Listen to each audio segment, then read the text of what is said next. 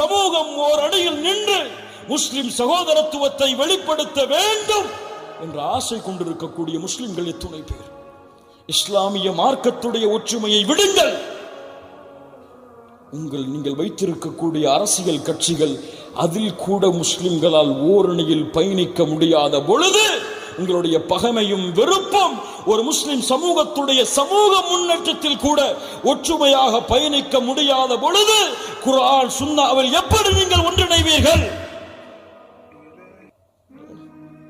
ஒரு நாளைக்கு ஒரு கொடி, அடுத்த நாளைக்கு அடுத்த கொடி, அடுத்த நாளைக்கு அடுத்த கொடி என்று ஒவ்வொரு நாளும் நான் நான் நான் என் தலைவன், என்னுடைய அமீர், என்னுடைய இயக்கத்துடைய தலைவன் என்று இந்த சமூகம் பயணித்துக் கொண்டே இருந்தால் எதிரிகளுடைய விழிப்பு சாதாரணமான விழிப்பு கிடையாது. இந்த சமூகத்தை அழிக்க துடிப்பவர்களுடைய விழிப்பு சாதாரண விழிப்பு கிடையாது. நீங்கள் தூங்கி எழுவதற்கு முன்னால் உங்களுடைய பலவீனமாகிய இந்த சகோதரத்துவத்தின்மை என்ற ஒரே காரணத்தை கொண்டு உங்களை தரைமட்டமாக்க அல்லாஹ் பாதுகாப்பானாக. ஒன்றிணையுங்கள்.